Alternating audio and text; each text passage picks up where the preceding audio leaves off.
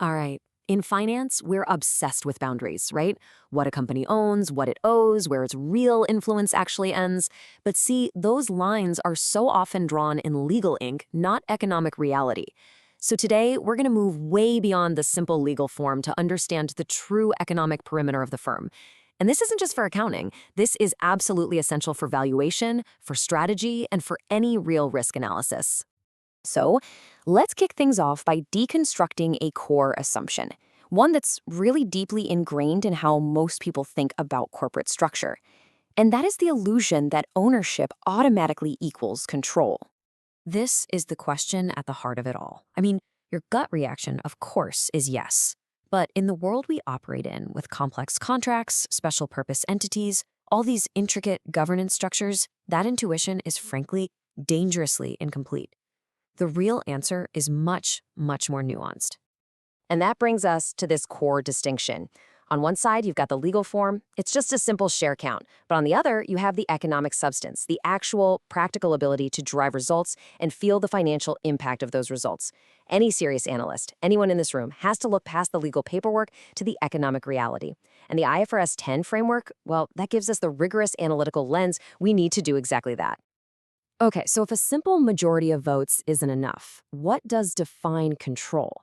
Well, the modern framework is built on two essential, interconnected pillars. First, there's power. And second, there's exposure to variable returns. Let's break down each one. Let's start with power. And notice the precise language here. The emphasis is on substantive rights and activities that significantly affect returns. This isn't about some theoretical influence or the right to veto a minor decision. No, this is about the current, exercisable ability to make the key strategic, operating, and financing decisions that fundamentally drive that entity's performance. And this power can come from a lot of different places. Sure, it might be the traditional voting rights, but it could also be contractual rights to appoint the board, or to dictate the budget, or even to control another entity that acts as what we call a de facto agent. Your job as an analyst is to assess this entire mosaic of rights to figure out who is truly holding the reins. Now for the second pillar, exposure to variable returns. Because, look, power in a vacuum is economically meaningless. To have control, you have to have skin in the game. It means your own financial outcome isn't fixed. It is directly linked to the successes and the failures of the entity you have power over. And this variability isn't just about dividends. It's a really broad spectrum. On the upside, sure, it could be synergies and cost savings. But on the downside, it could be the obligation to absorb the very first dollar of a loss, or maybe guaranteeing the value of an asset. You can see how complex financial structures, like these first loss tranches or residual value guarantees, can create exposure that goes way beyond simple equity ownership. Okay, now let's synthesize these two concepts. This is the crucial insight. Control exists only at the intersection of these two pillars. Neither one is sufficient on its own. They absolutely must coexist. Think about a fund manager. They have immense power, right? They direct the activities of their entire portfolio. But if their compensation is a fixed management fee and the investors are the ones who bear all the upside and downside, well, that manager is just acting as an agent. They have power, but they are not the principal. Now, on the flip side, consider a retail investor who holds a few shares of a huge public company. They certainly have exposure to variable returns, but they have zero substantive power to direct the company's critical activities. That's the textbook definition of a passive investment. So the synthesis is this rigorous three-part test. An investor has control if and only if, 1, it has power, 2, it has exposure to variable returns, and 3, this is the critical link, it has the ability to use its power to affect the amount of its own returns. That intersection, right there, is what defines the true boundary of the economic firm.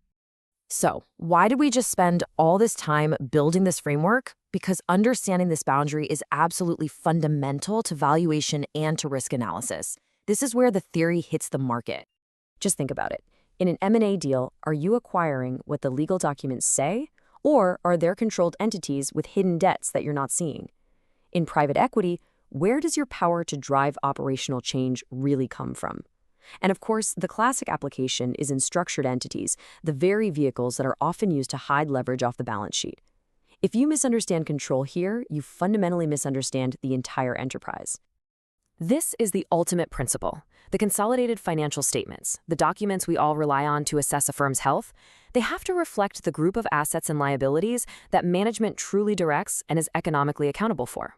It really all comes down to accountability. And look, the stakes here are incredibly high. An analyst who fails to consolidate a subsidiary that is controlled in substance but not in legal form could miss significant amounts of debt. This isn't some rounding error. This could easily lead to a 20% or even greater misstatement of enterprise value just by dramatically understating the true risk profile of the firm. So I'll leave you with this question. The next time you open an annual report, ask yourself, what am I really looking at here? Am I looking at the legal shell defined by some incorporation documents? Or am I looking at the true economic empire, defined by the reach of its power and the full scope of its risk? You see, the IFRS 10 framework isn't just another accounting rule. It's a lens for seeing economic reality more clearly. And trust me, the most sophisticated investors are using it to gain an edge.